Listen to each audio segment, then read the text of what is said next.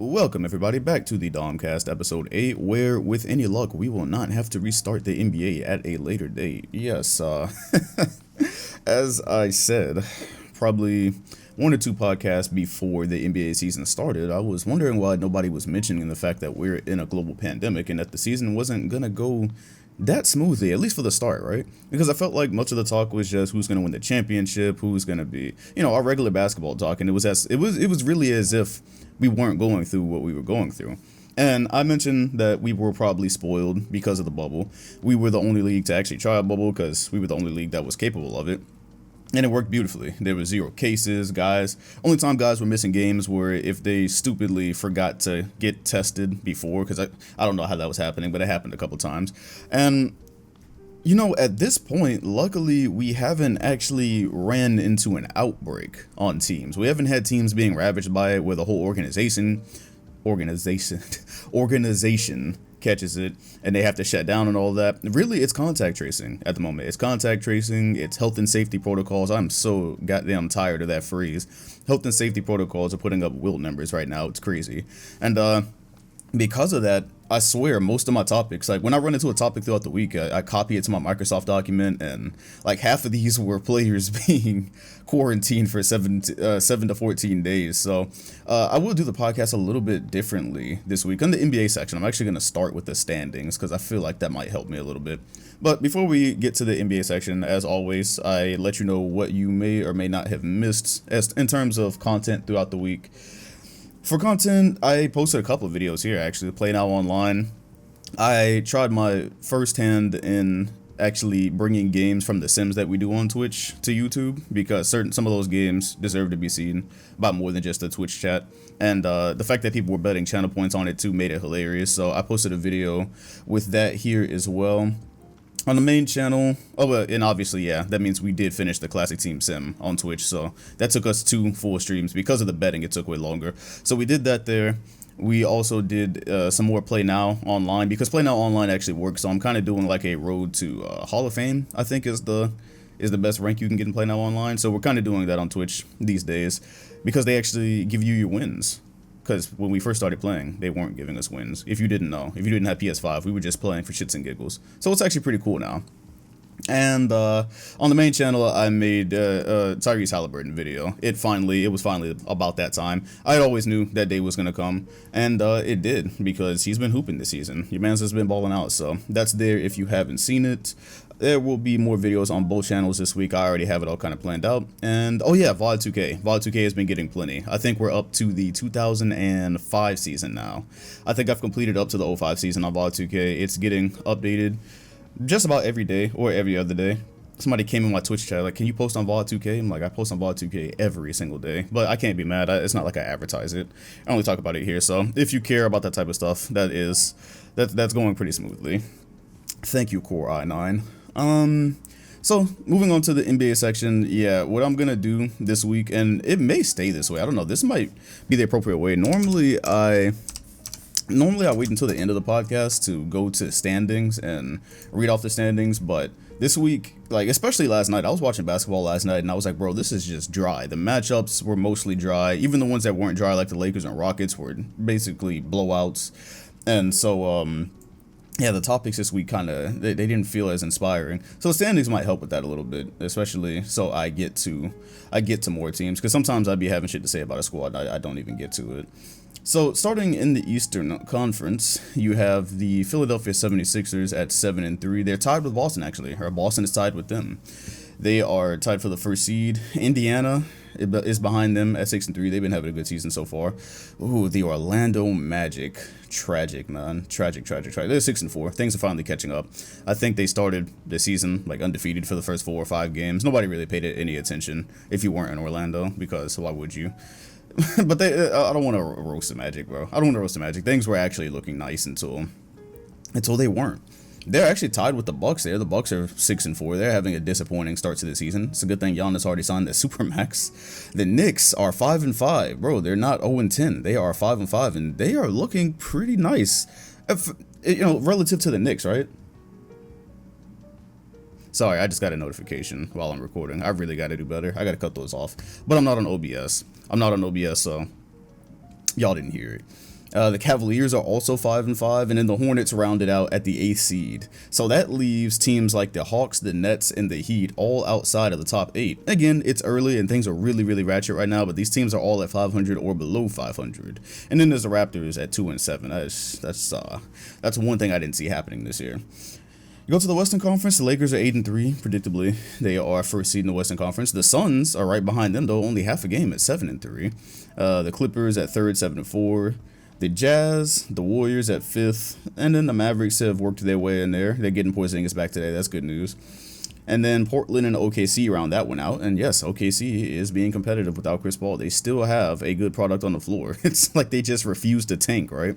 We thought they were participating in the fade for Cade possibly this year. And it's early, so they still might. But at the moment, this is just looking like more OKC things. They have not had a bad season. Not had a really bad season if it weren't due to injuries since they moved to OKC, really. It's crazy. And that leaves teams like the Spurs, Nuggets, Pelicans, Kings, and Rockets all in the outskirts, and they are all at 500 or below 500. So what are the things we notice here? Well, the Philadelphia 76ers, more like, right? I saw that one on Twitter. It was a good one. The Sixers the other day were forced to play a game with like 8 players, basically. Doc Rivers joked that they were going to have to play Dwight Howard at point guard. And I think they were the first example of a team suffering because of COVID. I was about to say Steph. Definitely not Steph. That was Seth Curry that had COVID. They found out during the game he had COVID. Now, that was one I didn't know could happen. It's because these guys get tested multiple times. I think they test twice on game days. And so, again, tests are only snapshots in time. And they just say, hey, you don't have it right now. But yeah, it doesn't mean, I suppose, that you won't develop it walking out of the door or some shit. And I don't know. Maybe that's what happened here. Maybe he got a false negative. But yeah, Curry had it. Of course, he's in contact with other players, which makes it kind of weird that the Nets didn't all get put into the same situation as the Sixers. I really don't understand how that happened. But you got like Embiid sitting next to him. And so Embiid was supposed to quarantine. And then the Sixers, they just straight put they put Ben Simmons and Embiid out of the next game with the injury. They put them on the injury list, I think. And yeah, I can't remember exactly why they did that, but that is a thing that they did. And so the Sixers had to go out and put basically nothing on the floor. But it was a bright spot, right? I guess that's the thing with the NBA season. Charles Barkley said it best, as he so rarely does. We're all kind of flying blind right now and just kind of figuring it out as we go. So one of the good things that comes from this is Tyrese Maxey comes out and has his best game as a pro so far. Very, very short career, obviously. And he has some monster stat line, something like 30 plus points, ton of rebounds. As a matter of fact, let me not be lazy. And I am hitting the wire on my keyboard trying to type. This mic has to move, bro. Hell no. This shit gotta move. Yeah, no, he came out and had a good game, and that's probably going to result in more minutes for him. And I cannot find. There we go. Yeah, it was against Denver. There you go. 39. Damn, he had 39 points. See, I was thinking more like 37. Same thing, really. 39 points, 18 of 33. So the boy was letting it fly. But the field goal percentage was still high. 7 rebounds, 6 assists. And so other guys are going to get looks this year. That's just the reality. There's tons of injuries. There's tons of these situations. Moving the mic back. There's tons of these situations where it's just going to be at a random time your number is going to be called. So you just got to make the best of it. And yeah, Tyrese Maxey absolutely did. But that did leave the Sixers kind of salty. And Joel Embiid was like, I don't care, find me. Because after they put the Sixers out there, the Celtics and Heat game actually got postponed. And they wanted the Sixers game postponed because that was actually supposed to be kind of a premier matchup. It's against the Nuggets. You got Jokic, of course. And there's the whole conversation with Jokic and Embiid and who's the best center in the NBA. So I kind of wanted that match postponed, but they didn't. They just they put him out there and had Dwight Howard throw a Shaq in the fool pass trying to run point guard. I guess that was a serious thing. And then the Celtics game got postponed because of contract tracing. My words get confused sometimes when these letters are so close together. Contact tracing. Yeah, it blew up the whole team, man. Jason Tatum, Jaylen Brown. We had no center. The only center we were gonna have was Taco Fall. We were gonna have Peyton Pritchard starting, I believe. It was crazy. The depth chart was crazy. They were going to have me and a funky diabetic come out there and run the bench. It was wild. But they didn't. They didn't play. Avery Bradley also got put out of the Heat game, so I'm not even sure if they had enough players. I think that was the difference, is that the Heat actually didn't have enough players to play that game. I'm not 100% sure if that's true. Either way, yeah, they went ahead and postponed it because that's a playoff match. That's a playoff rematch. You don't want to just like put that on the floor. And then I wasn't going to tune into it. I'm like, fam, I love my Celtics, but I'm not spending 2 hours watching this. I got shit I got to do. And so, yeah, and then Joel Embiid got on and liked post about how the NBA is showing bias against the Sixers, and he said that they don't like the process and all this other stuff. So it's unfortunate, man. It's unfortunate, but this was all predictable because the Sixers, I believe, were close to undefeated before COVID hit the team and before contact tracing hit the team. They were really, this is the irritating thing because they're actually one of the surprises for me. How well they're doing. This is a big surprise for me. We're in like what, the 3rd or 4th year of Embiid and Simmons, and the progress has been kind of slow throughout these years, and then all of a sudden they jump out to a nice record, which again I do try to caution against being so high on, because you got to look at who they're playing and some of these teams that they're playing twice.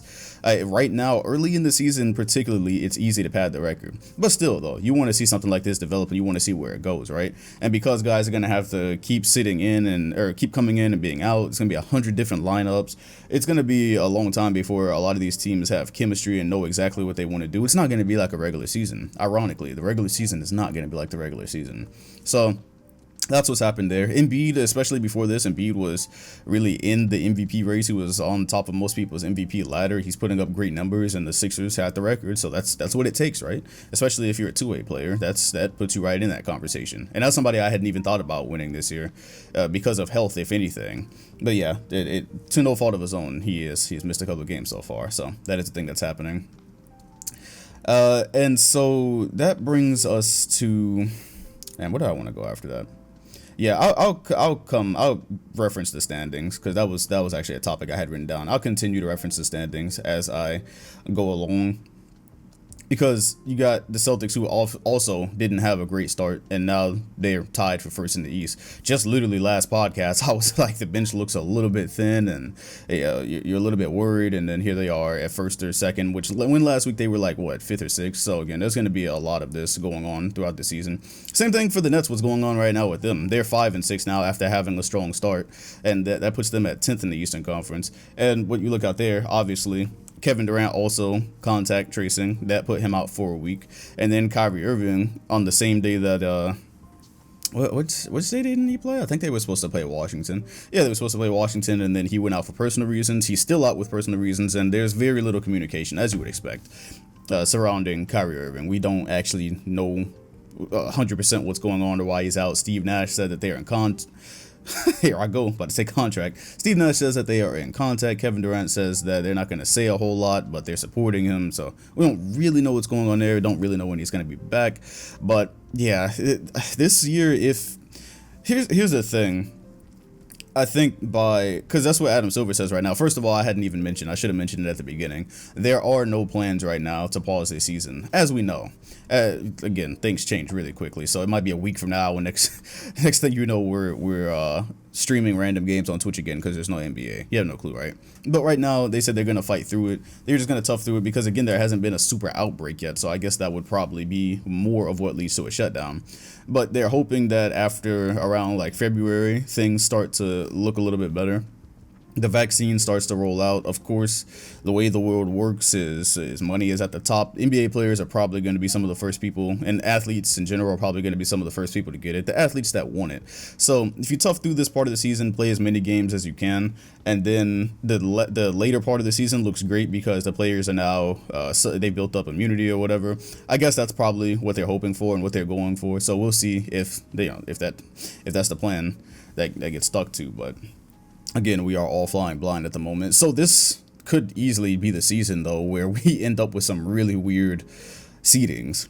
We could end up with some weird seedings because we still don't know exactly when we're going to reach that point where the NBA is safe. And so you might end up with something like the Nets at 6 seed playing the Celtics at 3. That could completely destroy most people's 1 through 8 predictions, and it probably will. This honestly was not the year to make predictions. I guess I was optimistic like a lot of other people. Like, for instance, the Pacers.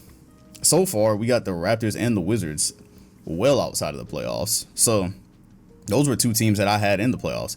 Now, the Wizards, on one hand, I mean, their defense, like Bradley Beal put it best, he says that they could not guard a parked car right now. And that's just poetic. That completely describes what's going on there. However, the Toronto Raptors, so like the Wizards, they get Westbrook, and we already know Westbrook is not as good as he used to be. He's not what he used to be. Remember people questioning that when I was talking about it live, and I was saying this is not necessarily prime Westbrook we're looking at anymore. He's not washed or anything, but this is not superstar prime Russell Westbrook these days. And I don't know why that was controversial. That's just kind of what it is. They have the same record as Detroit right now. They're 2-8. I didn't think they were going to be this damn bad, bro. If you told me that, oh, you put Westbrook there and the defense sucked, I would still thought him and Bradley Beal could work out more than 2 games in their first 10. Obviously, Westbrook is also sitting out some games. They've run into a very unfortunate situation as well. Thomas Bryant has torn his ACL. I don't know what you know about the Wizards or Thomas Bryant, but he's pretty damn important to them. He was pretty important to them. And without him, I could easily see a scenario where they miss the playoffs now, because somebody has to bounce for the Pacers, it looks like, at this moment.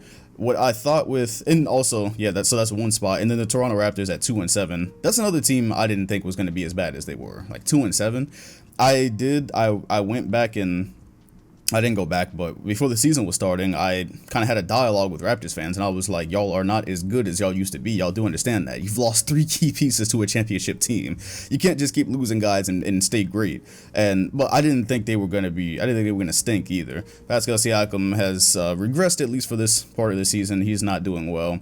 And that on top of what they lost has got them where they are. So that's 2 spots in the East right now that are different than I thought they would be. Because I think some of these are going to work out, right? I don't expect, by the end of this, I don't expect the Cavaliers, Knicks, nor the Magic to still be there. Because obviously that would include Miami, Brooklyn, and one more team missing the playoffs. I mean, maybe Charlotte will. But what happens with Indiana is they are just doing great, man. They are doing great, and that's going to be funny. That's probably going to turn into one of those, without context, it's going to turn into like one of the coldest takes ever. Because I didn't have the Pacers out of the playoffs, and it's still early, by the way. But again, the way things are shaping up and how good at basketball they're playing, this is a playoff team. This has to be a playoff team unless they get hurt. But I thought it was more so because I saw the Wizards, Raptors, and the Hawks being a bit better than they were. It was more about a tough conference and less about the Pacers just not being a playoff team. They're 6-3 right now. Sabonis has come to this season way better than I thought he would. He just put up a 20-20 game the other day. And so far, Sabonis is averaging... Wow, I don't have this zoomed in far enough at all. I need glasses. I'm getting old. And of course, only Basketball Reference has these ads that follow you everywhere and block what I'm trying to see. Fucking Basketball Reference, bro. 21 points a game, 13 rebounds, 6 assists. And he's doing this on, oh my gosh, that's his 3-point percentage. That is crazy. So 56% from the field and 42% from 3. And that's on 2 3-point attempts per game. The man is eating right now, bro. The man is eating. Makes it funny that he was a part of the Paul George trade, because things have worked out. They still have those 2 pieces, right? Even though Oladipo got hurt. That was another question I had. Was, okay, you're getting Oladipo back from a very serious injury. That quad is not a joke. What is he going to be like? And we know he's getting close to his contract and free agency. So what is he going to be trying to prove? Is it going to work with the flow of the team? So far it has. And so far he's healthy. Guys are just eating injuries, major injuries like it's nothing these days. So Oladipo right now is putting up 20 points a game. He's doing that on 39% from the field and 39% from 3 and 42% from the field. So damn, he's shooting 7 threes a game. Look, coming off of remember, he had a ruptured quad tendon, I believe. That's a serious injury. Tony Parker had that same one. I was just watching his documentary and thought his career might be over. Of course, he was a bit older, but again, the injury is just that serious. So Oladipo's working himself back into shape, and he can still hoop. That's the important thing there. The shooting percentage is not incredible right now, but I've actually been watching the Pacers play, and yeah, he looks nice. And when a guy comes off a super injury like that, I'm looking for what they physically look like. But then that's not all. Malcolm Brogdon is in some MVP ladders. As a matter of fact, on the way Basketball Reference does theirs, I think Brogdon is pretty high up there right now. He is averaging 23 points a game, and he's doing that on 50% from the field and 47% from 3. So that's before I even get to a Miles Turner, who is a defensive god right now, averaging 4 blocks per game. 4 blocks per game through 9 games. Yo, this is a team, bro. They have 3 guys. They have 3 guys who can score at any time right now. And then they have a great center as well. This is a good. This is a really good team, bro. This is a really good team. There is improvement and overperformance in at least 3 of these guys that I'm just gonna tell you I didn't see. I absolutely didn't see it. And on this trajectory, there should be no way they don't make the playoffs. They should. Even if they start doing a little bit worse, because they are, they're not undefeated anymore, obviously. But yeah, I watched them play as well. They move the ball well. This is a team that should be up there in the thick of things. And shout out to them because they continuously do this, right? They did this without Oladipo last season. They did it with him the season before that when they almost upset the Cavaliers. They're just constantly there, and they're always doing a bit better than it seems that they should. But they're building something nice. I hope they are able to retain Oladipo. That's another thing. That was a question that they answered, because the big question we had was Oladipo, like every other week there was a story about him wanting to leave, and then he was like, oh no, I'm good. But then there's a story about him maybe going to Miami. So you just never know what's going on. Pretty much like with the Harden trade rumors. The NBA is just unnecessarily dramatic, and there's something that pops up every week. But yeah, they've been able to avoid that circus. I haven't even heard anything about that this year, and they look great. So yeah, I know you might not care to watch Pacer games, and they're obviously not a national TV treasure, and they're not a team that's going to be pushed on you. But if you have the means, or if you can find the means, allegedly, to watch Pacer games, I would implore you to do so. They look nice. Like I said last podcast, Julius Randle and Domantas Sabonis was a matchup I felt I needed to sit down for. That's how weird this is. That's how weird this is right now. Yeah, so I'm just kind of hopping around the standings. If you're wondering what my order is right now, I'm pretty much hopping around the standings, and things are coming to me as I'm doing it, because right below them would be the Orlando Magic. And this is just tragic, and I promise I didn't write them on purpose. But the NBA guys are just doing them dirty. So this is a team that constantly loses their stars through contract fuckery, and then guys aren't happy and they end up leaving, or they get traded or something, right? It's always something with these guys. So they traded Dwight Howard in 2012. It's been almost 10 years since they traded Dwight Howard, right? Was that the 2012-2013 season? Yes. It's been almost 10 years since they traded Dwight Howard. They just recently started getting back in the playoffs, building from that mess. And key word there is building. And so you've had Vooch for a long time, as in Vucevic. And then you get these young pieces like Isaac and Markelle Fultz. So they're just kind of scraping things together through the draft, and one man's trash is another man's treasure. That was really Markelle Fultz. And 2 of those guys I just named have torn their ACLs. Now, Jonathan Isaac, again, guys are just really eating through injuries right now. It really feels, between Achilles and ACLs and all that, it's starting to lose its luster. Compared to what we grew up with, because when you used to hear that, that felt like a death sentence. But guys are coming back and putting up their same numbers off the most serious of injuries now. So a guy like Isaac might end up being okay. They paid him. He might end up coming back and being what we expected him to be. Markelle Fultz, however, that is crushing, bro. That is crushing. Markelle Fultz just got his bag, by the way. The Magic trusted in him. They liked what they saw. I had a Magic fan friend who said that by the time the season was over, that contract they gave him was going to look like a steal. And Fultz this season was averaging, so far he was averaging 13 points, 5 assists. He was doing that on, my bad, another notification, distraction. He wasn't actually shooting that well, but he was doing well. He was doing well, and the Magic were doing well relative to what we look at with Markelle Fultz. What you look at with Markelle Fultz is saying he got drafted in 2017 as a top pick, and by now he's probably supposed to be, if you're looking at his expectations, supposed to be an all-star, right? Then he only played 14 games in his first year. He only played 19 the next. So this is a guy trying to get his career on track, and so you judge accordingly. And so how he came into these first 8 games and you judge that, you're happy for him. He's got his money. It's not this thing where he's at the free throw line looking all weird and can't shoot the ball, and you're wondering if he's even going to be in the league next year. It wasn't that type of thing. Then he goes on and tears his ACL. That's what we're getting to here. You probably already knew it. You did already know it. He's torn his ACL. For him, that might be particularly damaging because he's already had to come back from whatever that was with his arm, whatever nerve damage that was. That basically took the first 2 years of his career from him and probably humiliated him. Let's be real. This is a guy who was used to being a star throughout his whole life. He was a top pick. He was supposed to be probably enshrouded in a lot more glory than he has been so far, and so that probably does something to your ego. That probably does something to your confidence. And so to run into an injury like that, and a freak accident one too. This one was just, he was just driving to the rim, I think he stepped on a Cavaliers player's foot. And whatever he did, his foot just kind of slipped, and that caused his, at the angle that it caused his knee to give. It was really nasty. Like, if viewer discretion is advised, if you plan on watching that, shit was disgusting. And so, yeah, his knee folded, the ACL was gone. That just happened in January, right? Yeah, it's January, so, yeah. Damn, bro. See, next season starting October, he might be back to start next season. But he'll probably have to hop into the middle of it and get reacclimated, and that's just a whole mess. I truly do feel bad for the Orlando Magic. I feel bad for them. I feel bad for their fans, because what you were looking at and saying is, okay, he's on the right track. You're going to get Jonathan Isaac back. The Magic were, for their standards, again, were playing pretty good basketball this season. They started off with a nice record, but some of that probably was padded. But still, though, you take anything if you're Orlando. And now, because of that, without Isaac and without Fultz, I don't see how this team makes the playoffs. I didn't have them in the playoffs before. I probably would have been wrong if Fultz hadn't gotten hurt. But because I didn't see him looking as good as he came into the season looking. But yeah, I think that's going to be a little bit too much. I don't think Vooch is going to be able to carry it in this conference, because by the time the season does its work and they fall closer to the 8th and 9th seed, they're going to be fighting with teams that I didn't even think they were going to be fighting with. Hell, now they might be fighting with the Knicks. You might be fighting with the Knicks and the Hornets, and yeah, you might get yourself into a tussle down there.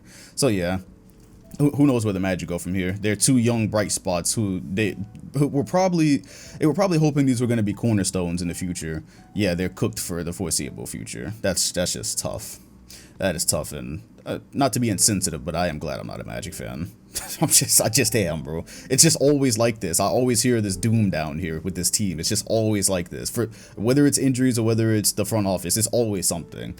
I'm sorry, bro. I'm sorry. I just am. That brings us, let's go down to, the Charlotte Hornets. They are 5-5 for the moment. I believe LaMelo Ball is getting a start soon. He got close to a triple-double one night. He had a triple-double the other night, which made him the youngest player in NBA history to have a triple-double, which I believe he outdid his brother, Lonzo Ball. I forgot Lonzo Ball had that title at once. That's ridiculous, but he did. And Devontae Graham is not having a great season so far, and it might be better for him to be a six-man anyways, which, again, you drafted LaMelo Ball. You didn't draft him to be a bench player. I guess they're just bringing him along slowly. I don't know, maybe Jordan's making him earn it, or coach, whatever. LaMelo Ball is going to be starting sooner or later. I did have the Hornets as one of those teams that'll probably be competing and be competitive for it. This is one of the reasons I thought the East was going to be so difficult. And so it's shaping up that way so far. Gordon Hayward dropped like a 44 ball the other night. So they have a decent enough roster to compete for it. And yeah, I'm glad so far LaMelo Ball is not really disappointing in my opinion. In the games that I've watched so far, maybe it is a good thing that they're bringing him along slowly, because some games he has a game that doesn't look as great, than others look great, like the other night. So far in this season, he's only shooting 43%, but he's averaging 6 and 6. He's averaging 13, 6 and 6 with 2 steals a game. And so these are his first 10 games, age 19. I'm happy with this. If I'm a Hornets fan, I'm happy with this. 24 minutes a game. Especially if I'm a Hornets fan, I am thrilled with this, because this looks like it has the makings of something in a couple of years. And so that will actually complicate things a little bit. Yeah, that will complicate things a little bit when we get into this play-in situation if a couple of these other teams keep this up as well. Because one of the things you have going on also is the Atlanta Hawks underperforming. And that took a turn for the worse quickly, didn't it? Oh gosh, yeah, that took a real turn for the worse. So yeah, that complicates things further. The Hawks are 4-5 now after starting the season like 4-1. I had actually heard people start to throw around the word contender with them, which I wouldn't have used that word personally. I thought maybe I had them as in my projections, I think I put the Hawks at an A seed. I think I put them at an A seed, and I said, coming into this season, maybe it'll improve a little bit, but they had a nice roster. Keyword had. Gallinari's been hurt, and let's add another one to that list. Bogdanovic is now hurt. And not just hurt. Let me find him on the injury report here, this lengthy injury report full of health and safety protocols. Ah, yes, there we go. He suffered an avulsion fracture in his right knee with associated soft tissue inflammation and a bone bruise. Now, I ain't gonna lie to you, I'm not a doctor. I don't know exactly what that means. I don't know exactly how long he's going to be out. I saw a range that did not look nice. Either way, he's going to miss some time. This is for a team that's already struggling. This is with John Collins apparently raising the idea that he's not happy that Trae Young runs the entire offense. Which, just because he's a point guard doesn't mean he has to control the entire offense. So John Collins not happy with that. By the way, John Collins also, I might have mentioned it in my podcast with his contract situation. He was the one who actually turned down the money, so he's betting on himself this year. So yeah, I guess when you think of that, that would probably explain why he's not happy with the offense going the way that it is. Anyways, that lands the Hawks looking like the team that they've been. 2.5 games out of the 8th seed right now. Not too far behind. Again, if you look at the 8th seed, my bad. Fuck am I talking about? 2.5 games out of 1st seed. That's how close the East is right now. The 11th seed Hawks are 2.5 games out of 1st seed. So that's what I'm saying with everyone losing their shit over teams' records. Things 2 weeks from now are going to look so different. And it might even stay that competitive. I hope both conferences stay like this because it actually looks the exact same in both conferences right now, or something close to it. But the injuries don't help. The injuries do not help the Hawks' case. The injuries probably put them as a team that's going to be fighting a little bit with these Cavaliers and Knicks and Hornets for that A spot in the play-in. Because Trae Young was looking nice at the beginning of the season for those first few games, and they were looking like once they get healthy, they could even be pretty good. That's probably not the case now. Capella is not enough of an addition on his own to completely turn around what they were doing in Atlanta, and that hurts. That does hurt because I thought this was a year for Atlanta to take a major jump, and I still don't know when Gallinari is coming back, and I don't have a clue. Let me see. Let me just give y'all an estimate real quick for a Bog, because that was like one of the bigger pickups for them this season. Yeah, with the fractured right knee. Good. How did he even do that? Was that in that game? Says that surgery can be required in more serious cases. The Hawks have not determined how long he's going to be out, and they're reviewing a treatment plan. So we don't have a timetable right now. Yeah, tough news for the Hawks. Tough news if you're a Hawk fan. Yeah, being a Hawks fan is pain as much as being a Magic fan, I would assume. But hey, we'd probably get to watch Trae Young put up like 30 this season again. And fight for an A seed.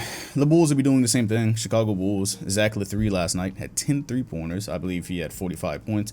I did catch that while the rest of y'all were watching football. I was absolutely watching the Bulls and Clippers while I was working on other stuff. That turned into a thriller. The Clippers walked away with the win. And at the end, I thought Kawhi Leonard's season was over. It was scary because I was looking. I didn't see exactly what happened, but under the goal, Kawhi just collapsed. I later looked back and realized someone ran into his legs. I think it was Temple. It was Temple or Valentine. I can't remember who ran into his legs. Somebody ran into the man's legs, and all I saw was him fall and clutch for his lower leg, like in real pain, and you never see Kawhi show emotion.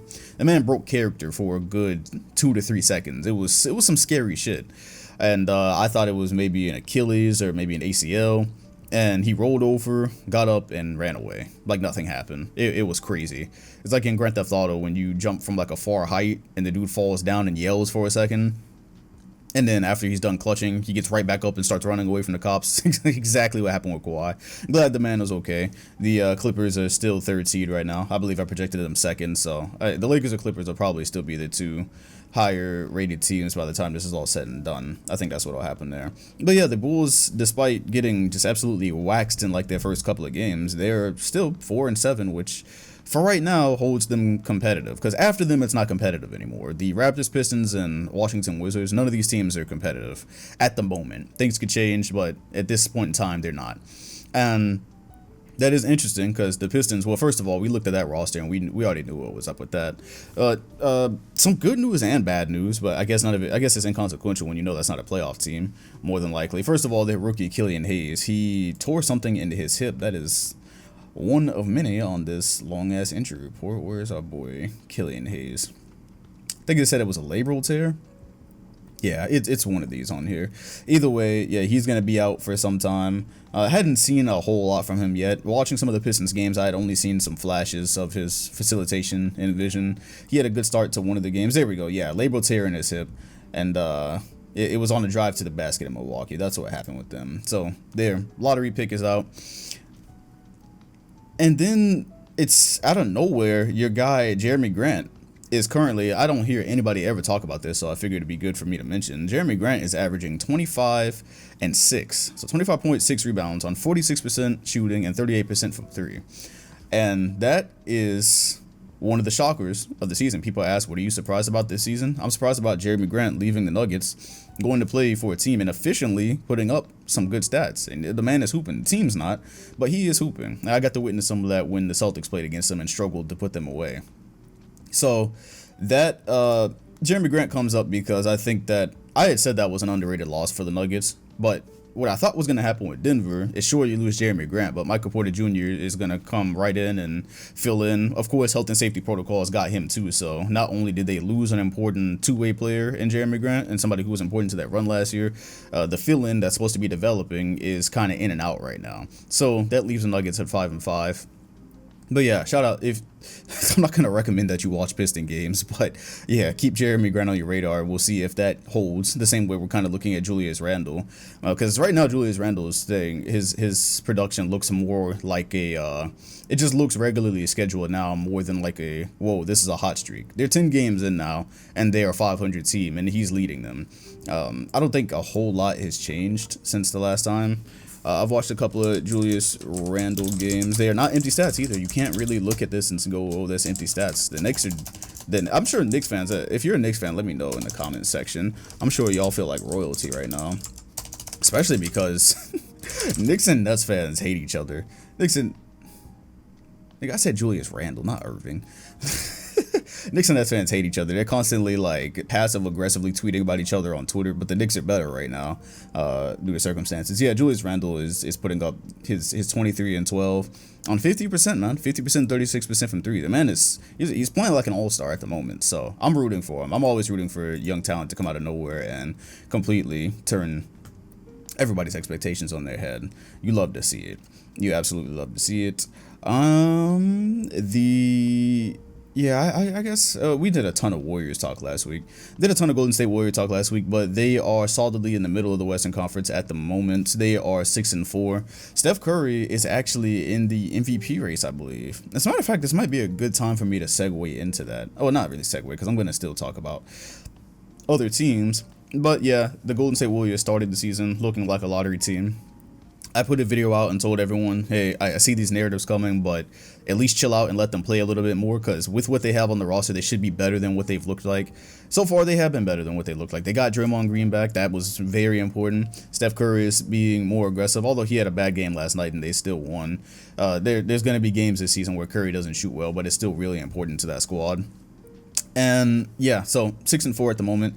And that brings us to the NBA's most recent MVP rating that came out. They put, yeah, so the NBA released its MVP rankings, which is, I believe, different from the basketball reference ones. I believe. Don't quote me on that. I'll take a look at it. I'll take a look at it myself while we're here. Anyways, the ranking so far is LeBron James, Luka Doncic, Paul George, Joel Embiid, and Stephen Curry. So, yes, Jokic is noticeably absent from the top 5 here. Obviously, the Nuggets have, not again, like I said, I said that in the Jokic video I made, right? And in the MVP video I made, too. It's going to be hard. He does not have the national TV schedule on his side at all. And again, the team they're going through, they're also, I think, losing Michael Porter Jr. Pronounce this man's name. Losing Michael Porter Jr. for this extended amount of time and also not having Grant, like I said, that does not help the team. They've lost close games on top of that, and they're not on TV that much. So Jokic's crazy stat line that he's putting up and the things that he does are not going to be as recognized. He's going to have to work twice as hard, and disappointing so far from last season as a team is not going to help his case. Either way, like we mentioned earlier, Embiid is on there. Paul George, who said he was healthy this year and is going to come out and ignore all the talk and do what he's doing, he's on the MVP list right now. It's pretty cool. But look where we are. Doncic is second and LeBron is first. That is quite literally the ranking that before coming into the season, this is kind of how I had it. I said that LeBron would be Luka's biggest challenge to MVP. And I think we're very early, but that's how it's shaping up. So Luka is playing himself. I hit the mic. I only did it one time this pod. That's a record. Luka is playing himself into shape, and more you're seeing Luka-like games. So they beat the Nuggets the other night. He had some clutch plays there, and he had a monster stat line as well. So the monster stat lines are starting to come up. The Mavericks are rising from the depths of the Western Conference. I believe last week they were all the way at the bottom. This week they are sixth place. They're only 2 games out of first, and they're 5-4. Again, all these records are close right now. But yeah, they're kind of rising up a little bit, and they get Porzingis back, which helps. And so you'll be able to look at this. Porzingis is coming back tonight, actually. Mavericks and Pelicans. I'd watch that if I were you. Hell, maybe I'll do a watch party. I probably won't. I'm bullshitting.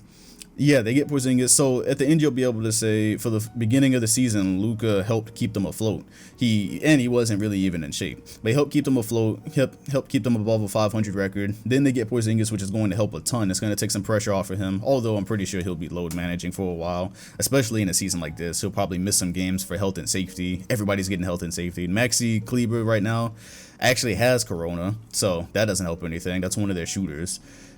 Anything right now on a team that was already dealing with one of their star players being out doesn't help. But yeah, he comes right in and fills that. So the Mavericks are probably going to move up, and the Lakers, though, that's a big challenge. That's a big challenge. I did acknowledge that in my Luka MVP video. LeBron James off of a championship. He's on a team that will likely be the best team. And with the storyline of him being 36 years old and still being at this level, he does have everything he needs. He's got the national TV schedule behind him. He's got everything he needs to be a very harsh contender with Luka. I thought if Luka gets close enough and he puts up the numbers that he does, then it might come down to LeBron's also playing with Anthony Davis, who may also have some MVP, may take some of that pie, you know. But he's missed some games so far. AD has actually missed some games so far. So yeah, LeBron is leading right now, and it's not impossible for him to add yet another MVP trophy to that case. That's fucking crazy, man. When you think about that at this age and what he's already done, that's a distinct possibility. And Steph Curry being there as well. Yeah, Steph right now, again, I think that the narratives died pretty quickly about him needing other players around him to perform, because he's pretty much showing if he turns it on and he is aggressive and he doesn't necessarily just kind of, as Draymond Green puts it, fuck around with the basketball, he can kind of do what needs to be done. He's currently averaging the most points that he's averaged since his 2016 campaign when he was averaging 30. He's averaging 28 right now. Yeah, the last full season he played was 27 and 26. Of course, everything pretty much fell when Kevin Durant came because he had to give up some of those shots. But this is the second highest mark of his career overall. Even before the 30 that he averaged in 2016, he was averaging 23 before that in 2015. So remember, that was the year where we were like, Steph might also be the most improved player. He went up 7 points off of an MVP year. That just reminds you how crazy 2016 was. Anyways, yeah, he's putting up 28 right now. He's doing it on 36% from 3. Oh, hold on.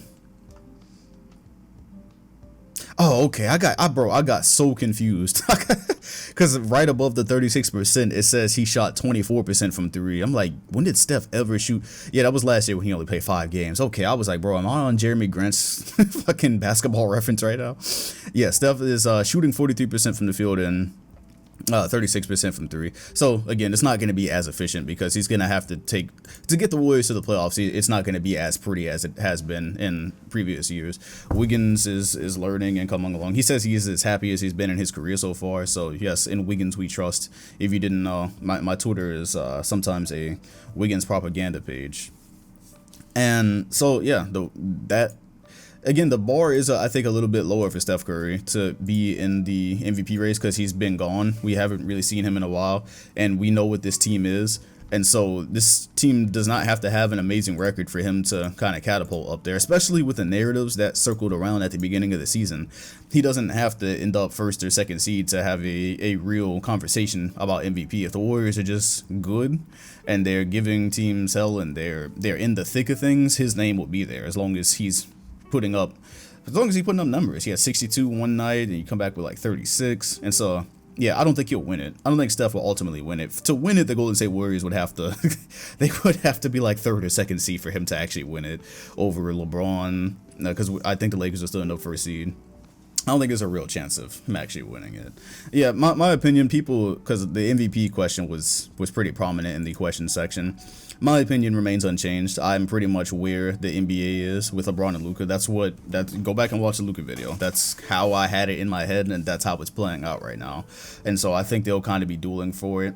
I just think as the season plays out and things kind of settle into where they're going to be, I think Embiid will I think I didn't even have his name up there before, but I think he'll be in the conversation. I think Paul George will probably. I think you'll see him fade out a little bit. I think Jokic is eventually going to end up replacing a guy like Paul George, maybe even Steph. But I think Jokic is definitely going to be higher in this. The Nuggets just have to start winning a couple of more of their close games and then getting PJ back, and I think that'll probably work itself out. I don't see PG sticking there. But that would be something crazy, though. I wouldn't be upset with that if Paul George did come out of if the Clippers ended up with a first seed and Paul George won it. Again, I like a good comeback story. So after the hell he went through last year, and the fact that this man had broken his leg before, people just completely forget that part of his career. I'd be happy enough with that. But yeah, that's where the MVP race is. I did say I was going to look at, for you guys, I did want to show you the MVP race on Basketball Reference just to see if it differs, because I know that one had like Brogdon up there, and spoiler alert, the NBA is not giving an MVP to Malcolm Brogdon. It's just not happening. Yeah, see, so if you go to the MVP tracker on Basketball Reference, you have Nikola Jokic actually leading. So their top 5 is Jokic, Embiid, LeBron, Malcolm Brogdon, and Sabonis. And in this one, Luka is not even top 10. Jaylen Brown is actually the 10th here. Chris Middleton is above. He's there. Anthony Davis is on this, is 7th here. Then of course Giannis. I told y'all, bro. Look, I keep saying it's early. I'm gonna always give myself a bailout in these early podcasts, so can't nobody you me late, like months and months later. But the Bucks right now, they're off to a disappointing start. They could easily hit a run and be like first in the Eastern Conference, but right now it's a disappointing start. But either way, I said it was going to be really hard for Giannis this year to three-peat as MVP. I think that's a pretty obvious take. And the Bucks, if they're worse than they were last year, there's zero chance. That's just not going to happen. And again, this is a weird year because you can just assume a certain amount of guys are going to get health and safety protocol, and some losses are going to happen like that. So that's gonna render a lot of what we think useless, anyways. But yeah, it would be very difficult, and Giannis is not in the NBA's top 5, and he's not even in the Basketball Reference's top 5 right now. Sabonis is above him, which, again, Sabonis, if you're looking at the Pacers, ended up with a good record. Technically, he should probably be in the race because man is eating right now. So, yeah, that MVP talk came from talking about the Warriors. I did mention the Thunder. at the beginning, but they're barely 500, so let's just wait and see what actually happens there. But Shai is actually looking nice. Shai Gilgeous, that is, again, you always wonder, right? Like, if you're a Thunder fan, it almost feels like you hope that this team doesn't end up being that good this season, because you want a good product on the floor, right? You always want a good product on the floor, but take a look at Shai right now, averaging 21 points. 21 points, 5 rebounds, shooting 47 from the field and 35 from 3. And then the Thunder being competitive as well. Like, so, and they have a ton of picks too. They have a ton of picks, but you also, it's like you almost hope they don't get stuck in no man's land. Whoops, headphones are dying. I'm about to plug these in a minute because I need that feedback. It's almost like you hope they don't have a star like him and just are always barely fighting for an A seed, and that these picks don't turn out to be anything. You almost hope that you have him there and you build with him, because it's not like he can go anywhere for a while anyways, and you end up being able to get him a second star through the draft. I wonder how OKC fans feel. Let me know. Would you rather be competitive like you always are, or would you rather like just leave us out of this and let us draft our way back to glory so we can lose everybody in 3 or 4 years and do this whole thing again? I'm sorry, y'all. The Pelicans are 4-5. They've been a disappointing national TV watch, not even gonna lie. It is fun to watch Brandon Ingram. Ironically, when I watch Pelicans games, I almost look for him a little bit more than Zion. Zion doesn't really dunk that much anymore. Zion seems like he's playing smarter, like he's been told not to touch the sky every time he jumps. And so because of that, he's not as exciting, but he still does, basically lay the ball up like no one's there. But it's like a layup line for him. Zion is basically... Did I say Zion?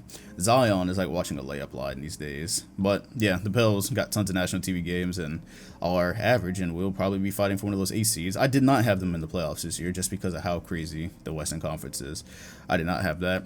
Reese missed a couple games for the Kings, and then he came back. They've lost a couple of games. They are 4-6 right now. Rashawn Holmes was out last game, and if you watch my Kings video, you realize like he's actually a pretty valuable part to that team, especially when Reese is on the floor, because that pick and roll combo is giving teams trouble early on in the season.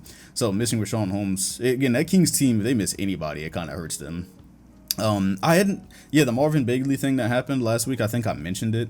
After I got off podcast, like right after I got off podcast, De'Aaron Fox's dad was also on Twitter, saying some shit like, yeah, go ahead and trade him then or whatever.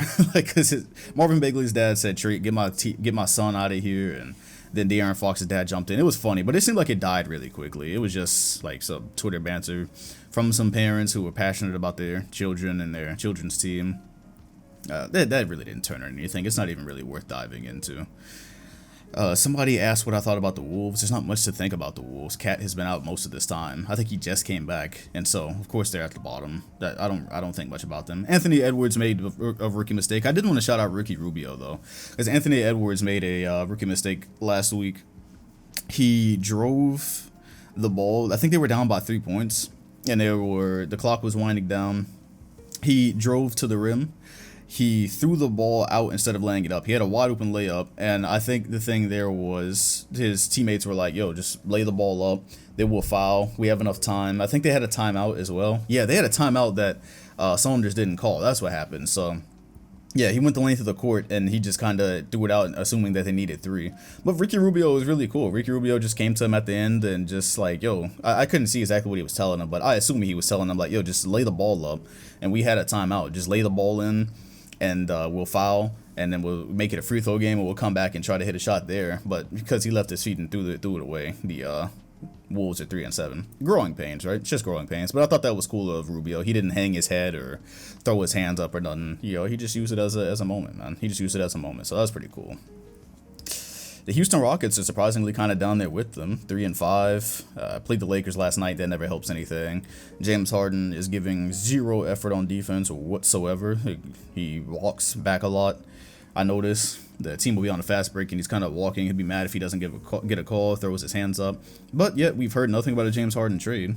But hey, again, shows you how fast the league changes, right? Last week I was so excited about John Wall and him even looking close to himself. I was like, yo, that could change Houston's situation. Maybe they could be a lot better.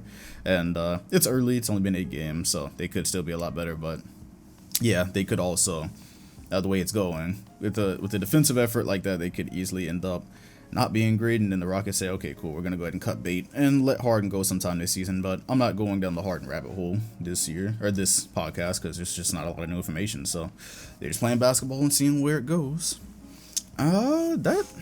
I think that covers a lot of what I wanted to talk about through the standings with a lot of these squads. The Celtics will be getting Kemba Walker back soon, hopefully, because he just got cleared to practice, so we need that. Just in case we get left with like 8 players, we could at least have somebody who can put up a 30 ball or something like that. That'd be the day Kemba scores 50 for us. When he has to go out there and Tatum and Brown are out, Kemba's getting every shot.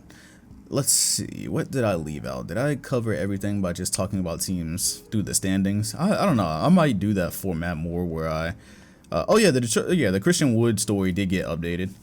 That's probably my 3rd week talking about Christian Wood, because last week I was talking about him leaving and how he didn't want to be in Detroit. That may be true, but also an NBA source said, this is quoted on Twitter, an NBA source said that the Pistons weren't interested in paying more than $8 million annually for Christian Wood. So not only apparently did he not want to be there, that was the part that had me talking about why did the Pistons just let him go.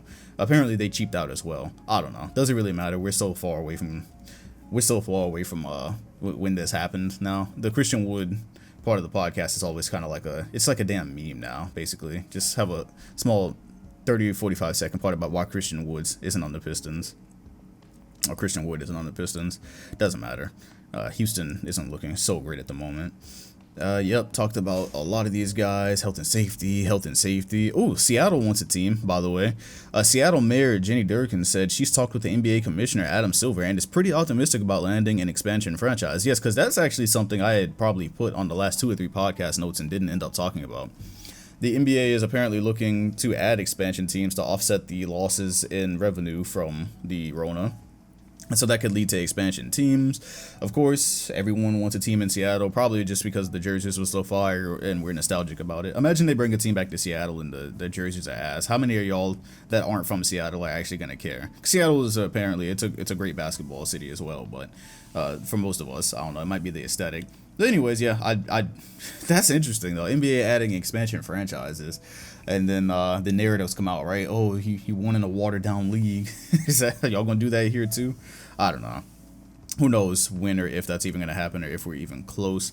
Would I support going to around what they said? I forgot how many teams they said they would add.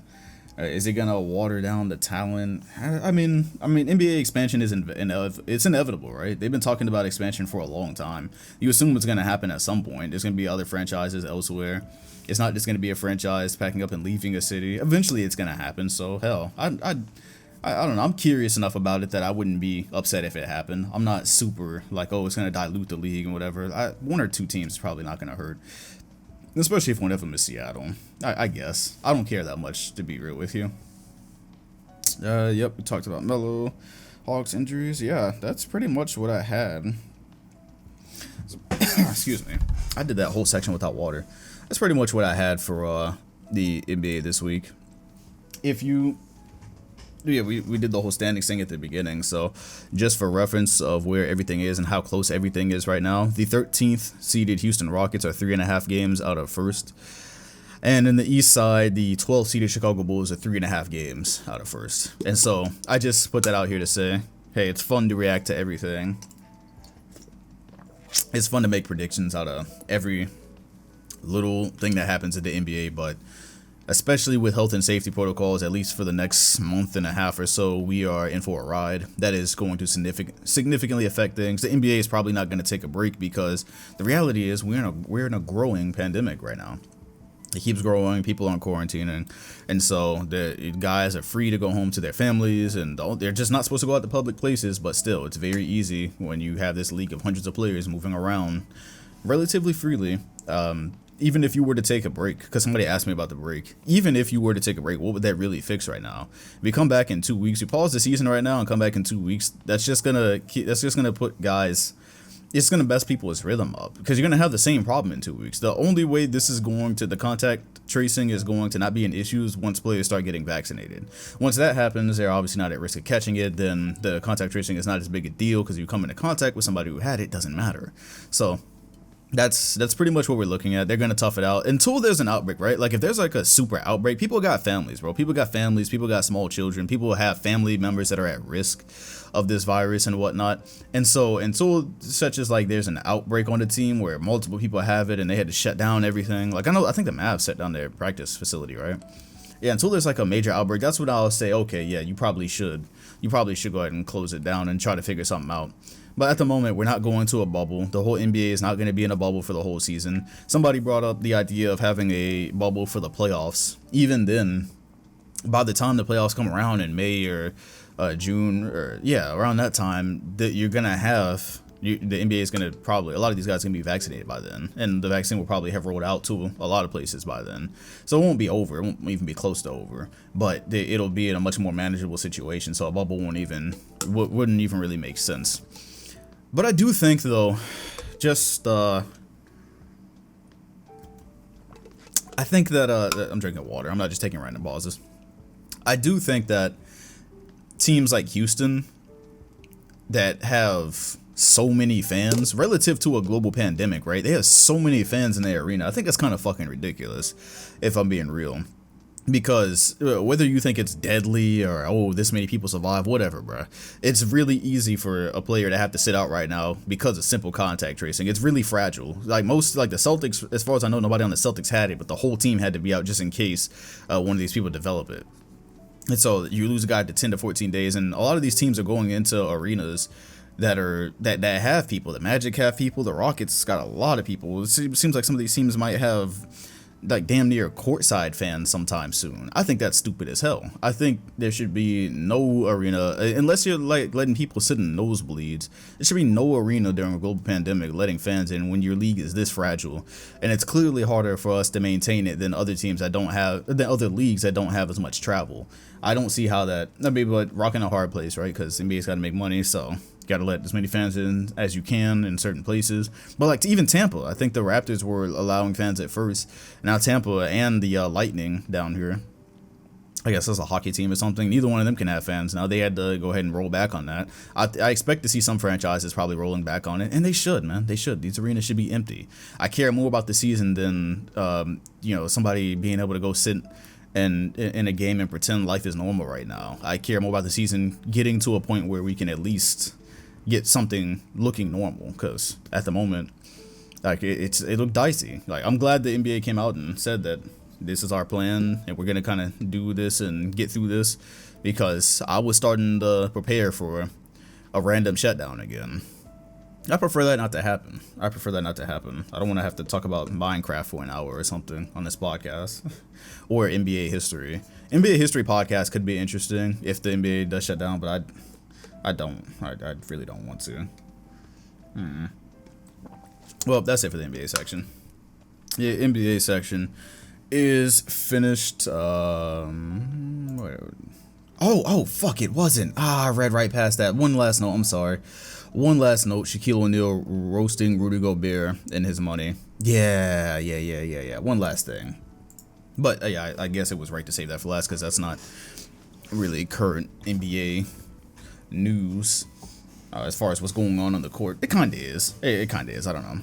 Shaq dislikes the fact that Rudy Gobert got paid all that money, which we had a whole part about that in the podcast, right? I talked a lot about Rudy Gobert's contract and basically saying that small market teams get trapped into these situations where, what are you going to do? Let him walk? And then your other star player gets unhappy, and then now you have to rebuild. And as a small market franchise, you might be stuck in rebuilding forever. The Magic aren't a small market, but nobody ever goes here.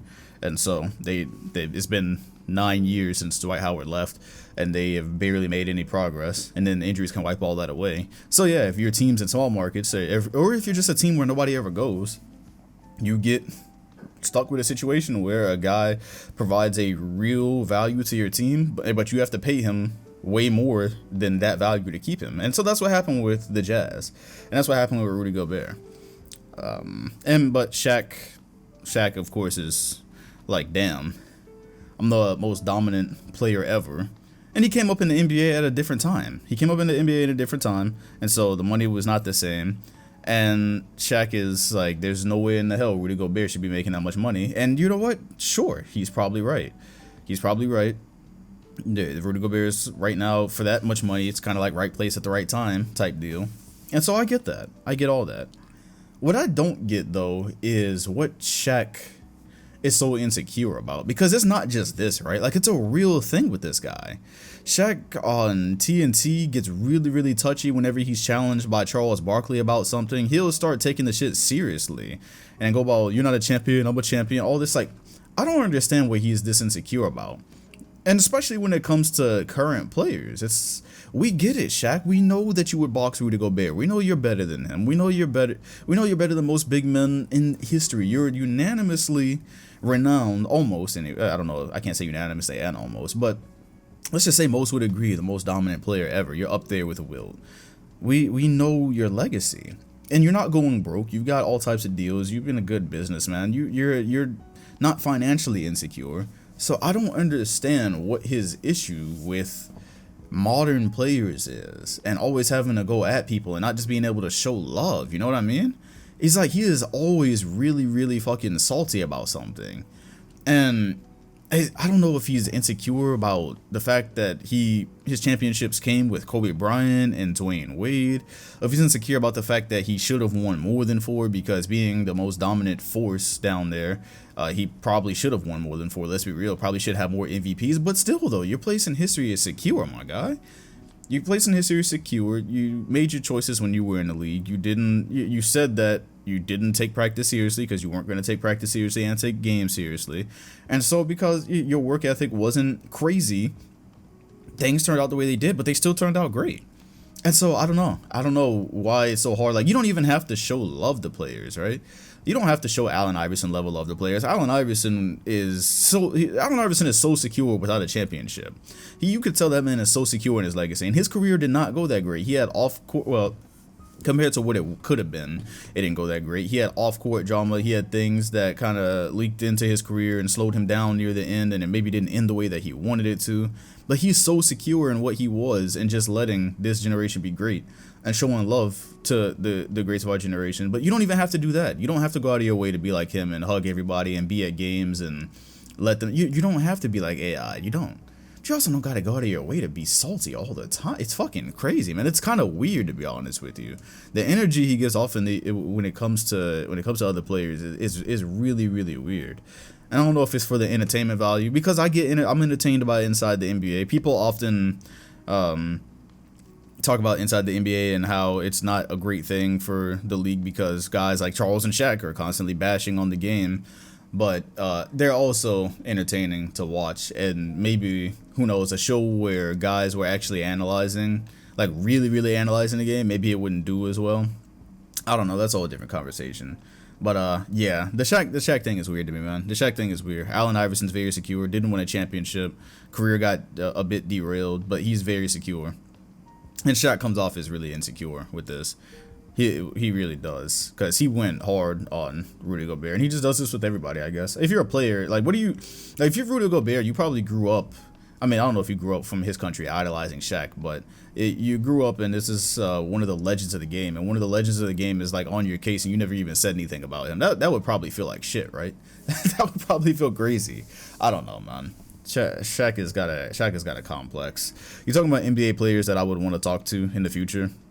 That was a question last week, and it's like, I don't know, I might say the wrong thing about Shaq, and he might just step on me. I don't know if I would. I don't know if I want to talk to Shaq in the future, because I don't know. I might slip and ask him about Dwayne Wade or Kobe, or not Kobe, because that situation is completely different now. But I slip up and talk about his time in Miami, and he might just like punt me or some shit. I don't know. Anyways, yeah, now we're done with the NBA section. We're done with the NBA section. But it doesn't change. It doesn't get much different. Moving on to the media section. Media section is still a bit basketball related. It won't take as long. I see we're over an hour. I do recommend for you on Netflix to watch Tony Parker's documentary if you hadn't. He also released a book too. So the documentary, I've been getting, like I said, I'm really busy all the time, so I've been watching the documentary in parts. I kind of watch it when I'm eating or when I'm going to sleep. The shit is only an hour and a half. I probably have like 20 minutes left. But it's really good. It's actually gotten me to want to make a Tony Parker video this week, so that'll probably be my next video on my channel. It's something for Tony Parker. Because watching it, I mean, of course, documentaries do kind of get you to relive moments, and maybe, yeah, everything they say about the guy is good, so you might end up remembering people better than they were. But no, with Tony, he's routinely been, I think, one of the more underrated point guards throughout, because nobody ever talks about him, right? Nobody makes Tony Parker appreciation posts. I don't see Tony Parker floating around NBA Twitter. And watching that documentary reminds you, like, this guy was like that. Kobe Bryant is a big part of the documentary. He specifically says Tony is a reason, or one of the big reasons he didn't win more championships. And yeah, Kobe filmed a lot for the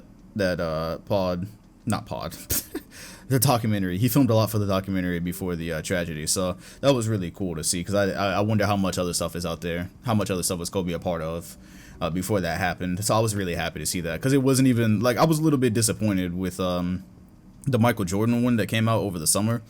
I thought Kobe was going to be a huge part of that, and then it was just like one excerpt from him, and that was it. Now he's in this one quite a bit, so I recommend giving this one a watch.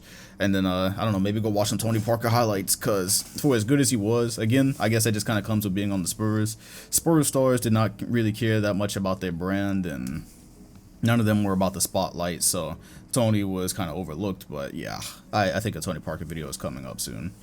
And yeah, so I'm not gonna say much about it, because I don't know how you spoil a basketball player documentary when tons of it is history that already happened. I don't know how you spoil it, but just watch it for yourself. Only other thing I wanted to say in media this week was NBA 2K shot meter. So in the last Play Now Online thing that we did on Twitch where you guys pick what team I use through channel points and also bet channel points on whether I'm going to win the game or not. Somebody had the bright idea, hey Dom, turn your shot meter off, because if you turn your shot meter off, you get a huge boost in shooting. And so it's never that I didn't want to turn the shot meter off, it's just I never really thought about it. Oh, there goes my headphones. Yep, hopefully it doesn't pause audition. Headphones are dead and I'm still talking. Okay, cool, whatever. Yeah, it wasn't that I didn't want to turn the shot meter off. It's just I just never thought about it. It's always on automatically, so I just play with it. And turning it off is like night and day. It's crazy. And I say that to say that if you're a 2K player and you play online or whatever mode you play, turn that bitch off, bro. I'm not sure. I actually can't say whether it works the same in every mode. I do know with the people, like when I play with Ben on 2K, I hear people telling him turn the shot meter off. Our teammates tell him turn the shot meter off because then he'll actually hit shots. And yeah, so if you watch some of the Play Now Online vids I posted on this channel, like the Mavericks and the Blazers and the game I played with the Mavs, I couldn't hit the ocean. I couldn't throw a ball in the ocean with that team. I'm convinced I could probably go back with the Mavs and win now, because I turned the meter off and every shot either went in or it was like almost in. And so I had Shea on the Thunder looking like Ray Allen. I had got to play with the Lakers, and that wasn't fair at all. I was taking logo shots with LeBron. I would never take a logo shot. I took a logo shot with LeBron and it went in. It's almost too easy. I'm not gonna lie to you. It's almost too easy. Now, also the competition I've been playing has kind of been ass on Play Now as well, because people just don't really play the mode. But still, a lot of the games that I've lost so far, I feel like I've low-key been defeated by the shot, by the lack thereof, just not being able to hit. Like, because I'll run a good offense. I'm one of the rare people online that'll actually run plays and try to get movement. I don't just try to speed boost and bounce off of you until I can make a layup. Like, I actually try to, and I guess that might be a product for some people, that play style that people use where they only try to go inside and they just try to run baseline. It might be because they feel like they're not going to make any open shots. So if you're one of those, yeah, shot meter going off will significantly increase your chances. And if you run a good offense, you'll actually be rewarded. And so, yeah, that's what I've done so far. Like I said, I don't know if it's too easy to make shots with shot meters or the fact that I'm running good offense that people don't defend well because the competition isn't that great. And so I'm being rewarded for that.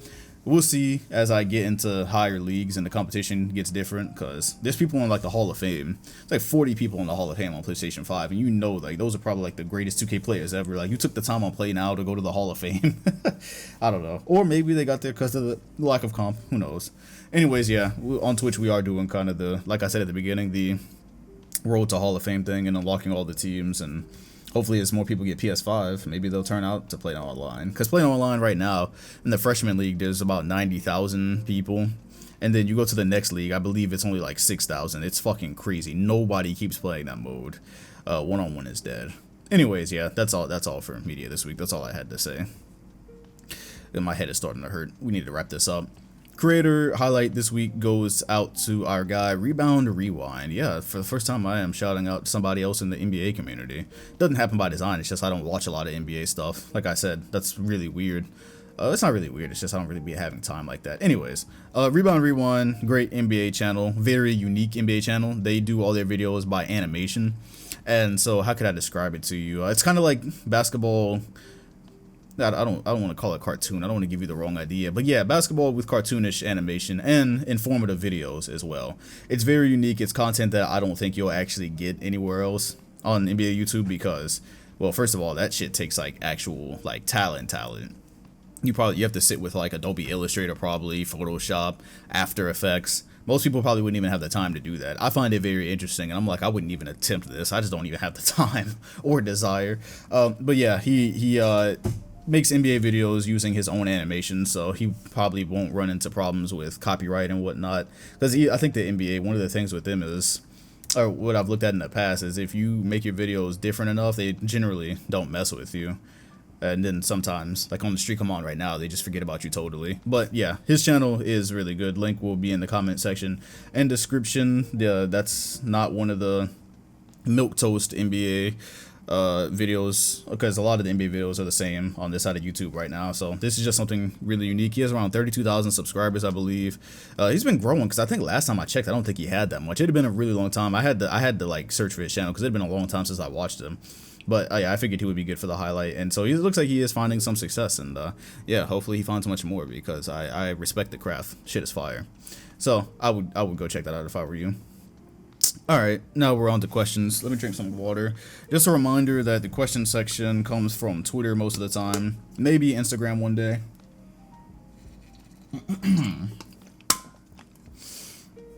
Yeah, maybe I'll reach out to Instagram and ask questions from y'all sometimes, but most of the time it comes from Twitter. I ask for podcast questions. A lot of people ask questions about the NBA, and that just ends up becoming stuff that I talk about throughout the podcast, which actually helped this week, because again, like I said, when I tell you my Microsoft Word page was like all injuries, it actually did help to have some people guide the conversation with those. So maybe your question will be answered there, but these at the end normally end up being questions that aren't about the NBA, again, just because I find a way to tie those in the middle part.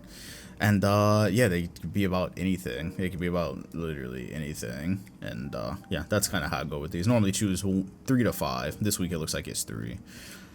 Rose on YouTube said Rose on YT. I know YT always stands for YouTube on here, especially when it's capitalized. Otherwise, it's some other shit. Yeah, it's the feeling when you got your first. What was your feeling when you got your first viral video on YouTube? And assuming with the YT in his name, he's probably asking because he probably makes content. Yeah, no, that's a feeling that hasn't returned yet. Actually, the first one that I guess you could count as viral, yeah, was the LeBron, the 3 times LeBron's legacy was on the line and they responded. I low-key been thinking about remastering that video, because of course I sound like a chipmunk in that shit. That was back in 2016. I never sounded like that in real life, by the way. I was using a gaming headset to record those videos, and I don't know, shit sounded crazy for whatever reason. But yeah, no, when that happened, you gotta understand, I'd never had a viral video before that, because it ended up, I think it reached 1 million views after maybe a week or 2 or something like that, because one day it randomly got shouted out by those LeBron Facebook pages I always talk about. Then the views just grew and grew and grew, and then I think it went to you know what, I don't know when it actually got to 1 million, let me not lie. It just got so many views compared to like whatever other videos I had. But no, it was like a moment of, it was like it's time, you know. It was like it's time. It's finally time. Because before that was in 2016. Like I said, I started YouTube at the end of 2013. YouTube at the end of 2013, and videos would get like maybe 1,000 views. I think the most views I had ever had, like in a reasonable amount of time, was probably about 7,000. And so I was growing and things were going well. And then because college started, I had to take a short break, and then that basically killed all the growth I was having in 2014. And so I kind of worked on YouTube through college around that time. And one time I had a video. I used to do a series called NBA Quick Notes. It was on this channel, actually. This was my first channel. This is not my second channel, but this was the first channel I ever posted on YouTube on. And I used to do a video series called Quick Notes, which may still be there. And I think one was I can't remember who I did it about. I think it was like a Heat game or something like that. And I think I woke up in the morning and it had like 15K. And I was thrilled back then. That was also in late 2014, I believe. Or maybe it was late 2015. I can't remember. I was thrilled because, again, the most I'd ever had after a couple of weeks was like 7K.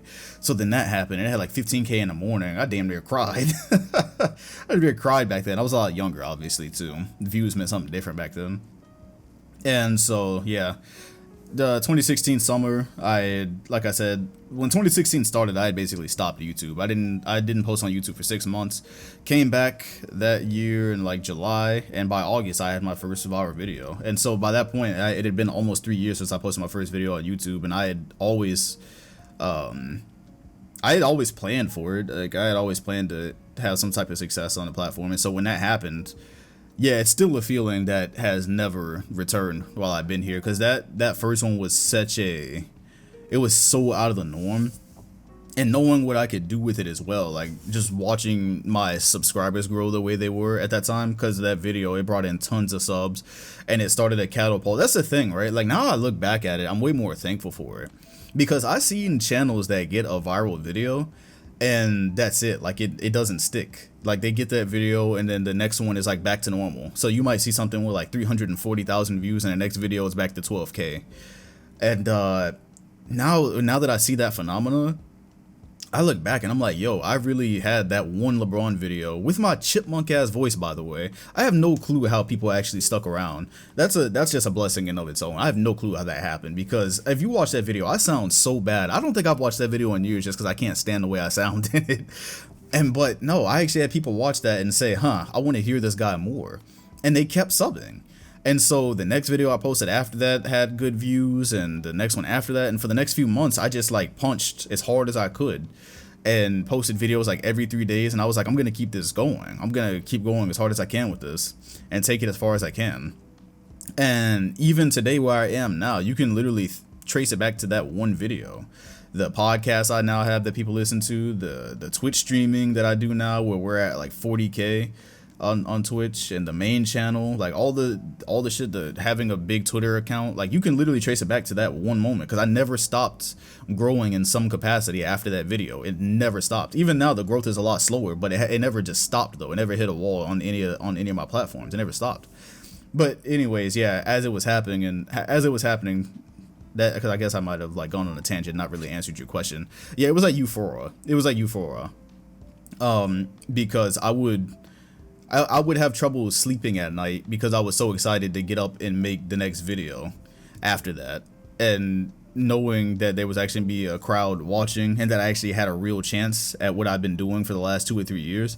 That feeling, it's a first time feeling, man. It's a first time feeling, and that's why it hasn't come back. It's not because like, oh, like I totally dread everything I do now. No, it's just I don't think anything will ever replace that first time you realize that you had like you had a chance. And so I hope that happens for people, man. If you're doing YouTube or Twitch or whatever you're doing, that you're trying to find some type of success on these platforms, I hope you get to experience that whether, no matter how far you make it, I hope you get to experience that first time feeling. Because, I mean, that sounds kind of crazy when I say it like that, but talking about videos here, people. This podcast is rated for everyone, kind of. Yeah, I hope you get to experience that, because it's total euphoria. It doesn't come back. Like, I guess the only thing that could happen now is like the only feeling that could maybe replace that is videos I make start averaging like, I don't know, like 500,000, 700,000 views. Like maybe that feeling would happen that way. Maybe not. I don't know. Nothing will ever replace it. So yeah, if Rose specifically asked the question, if you haven't had that moment yet, that shit is, yeah, hang on to it when it does. That shit is crazy. It was great. I'm rambling now. Let me move on. I got lost in nostalgia for a minute right there. AJ asked, when making content, how do you decide if you'll do it all for yourself or you'll outsource it? For example, if you're gonna pay a video editor, just do a whole documentary type video on your own. It normally depends what else is going on. Like, I very rarely ever use editors.